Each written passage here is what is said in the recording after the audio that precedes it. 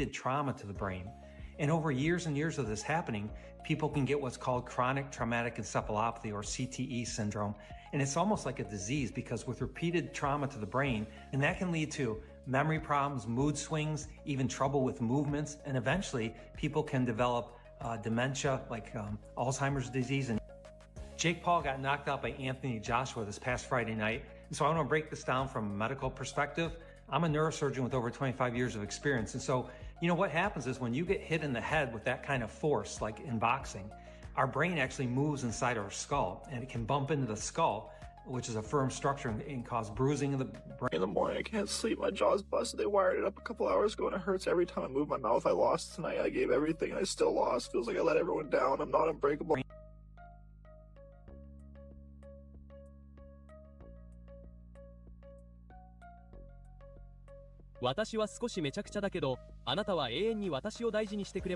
Jake Paul gets his jaw broken.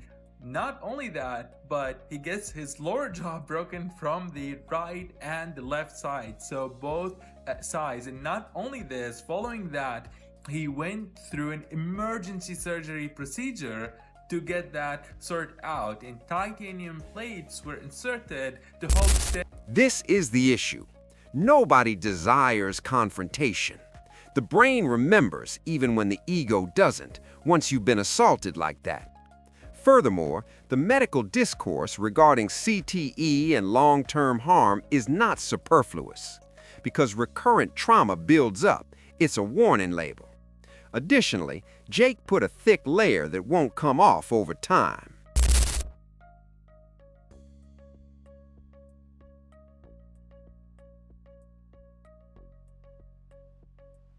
He was going like tie him down and catch him with a good shot and shit like that.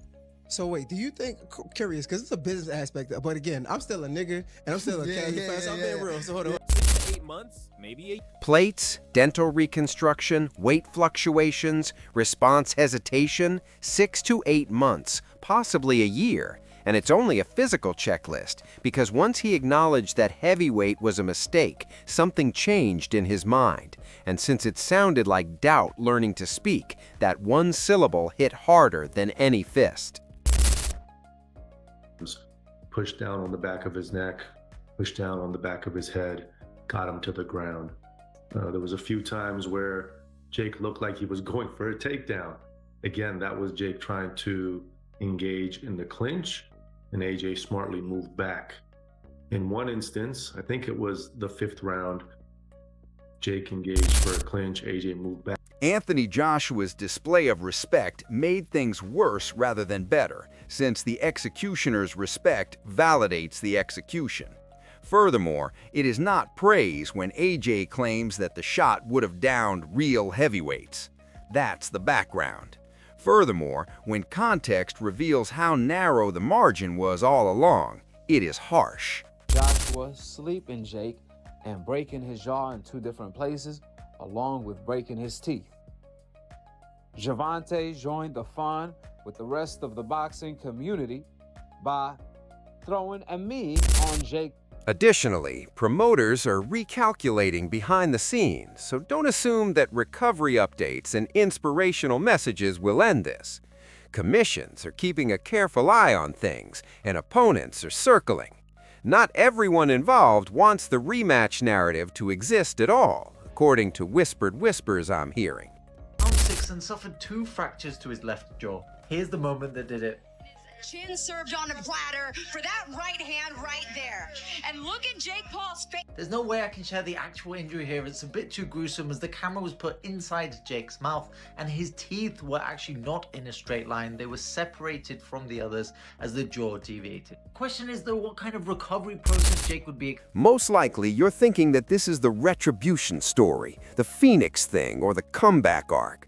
But after viewing that before and after image that is ingrained in your mind, ask yourself honestly, do you think hesitation will appear just before the next exchange, or do you think the confidence will land the same? Because careers die in that half second. Jake's back. So all of those things kind of deteriorated or emptied Jake's gas tank a lot earlier than I think he expected it to. But overall, I thought he deployed his game plan well for the first 5 rounds. and actually had some success. He even moved AJ back a few times, one by just jabbing in the air, and two, when he caught him, he moved Something else is emerging. Too many reactions don't match, so I can sense it. Too many individuals are being cautious when they speak, and someone is defending something. This may have spiraled out of control due to a discussion, a condition, or a decision taken weeks earlier. When that happens, the entire narrative turns around once more. That's wrong with boxing, on professionalism, and he's getting what he's reaping what he sows. But I hate working with people like that. He stands everyone up, film crews, everything. Doesn't do it. Yes, this is still ongoing, not even close. Jake Paul didn't simply lose a battle. He started a discussion that the sport is unable to end. And as others celebrate in public and he recovers in private, time is running out for the next shock, leak, or revelation. You'll wish you hadn't taken a single glance away when it strikes. Out in round 6 and suffered 2 fractures to his left jaw. Here's the moment that did it. Chin served on a platter for that right hand right there. And look at Jake Paul's face. There's no way I can share the actual injury here. It's a bit too gruesome as the camera was put inside Jake's mouth and his teeth were actually not in a straight line. He wasn't simply rendered unconscious. He was removed, jaw dropped, future redirected. The most terrifying aspect is that this may be the Friday night that Jake Paul's entire boxing identity quietly vanished. Don't blink, though, because I'm going to go all the way back to the moment before the catastrophe, when everyone still believed that confidence could defy power and physics and somehow withstand what was about to happen, which it couldn't, not even close. Indeed, this cannot be true. However, it is. Right back in and swung, but he did move him back. When this fight was first announced, you said to several media members that initially you weren't down for this fight. You thought it was just a little bit too much too soon, to paraphrase.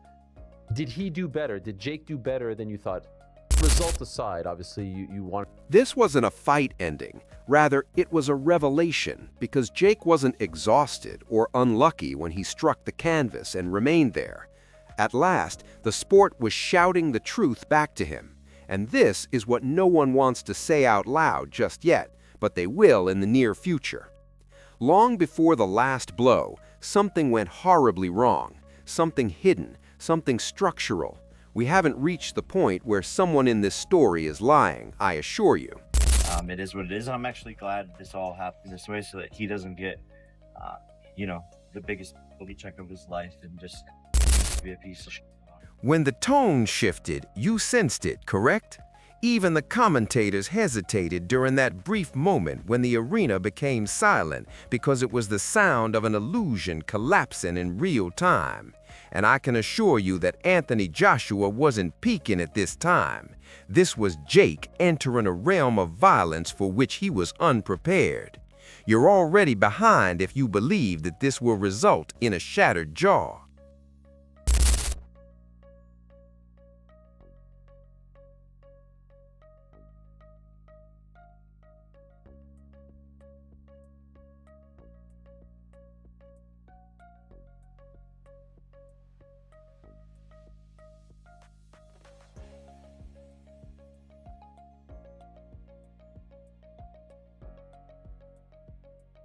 Everybody keeps talking about toughness like it. Toughness isn't what saved him, despite the fact that everyone talks about it like it's armor. Simply said, toughness kept him upright long enough to withstand harm that may ruin careers. Because the line between influencer boxing and real heavyweight consequences was what broke, not just bone. Additionally, doctors are currently discussing topics in whispers that they are not yet prepared to discuss on camera. Listen, respect to Jake. He was a tough guy in there. Obviously, he moved a lot and made it difficult for AJ.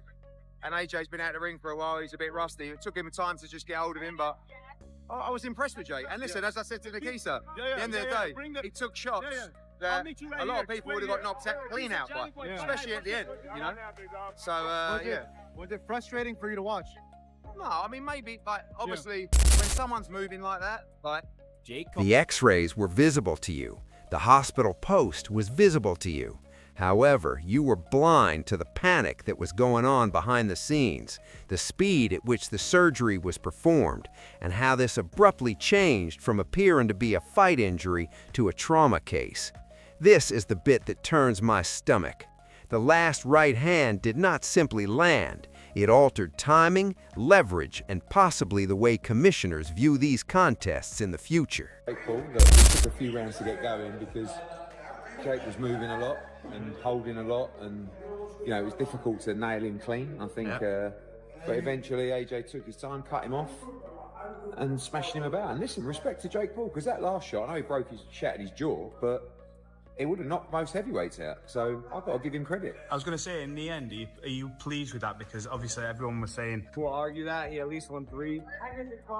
No one expected him to last that long. Rolled his ankle, broke his jaw, still fucking fighting, man. Like, that's toughness.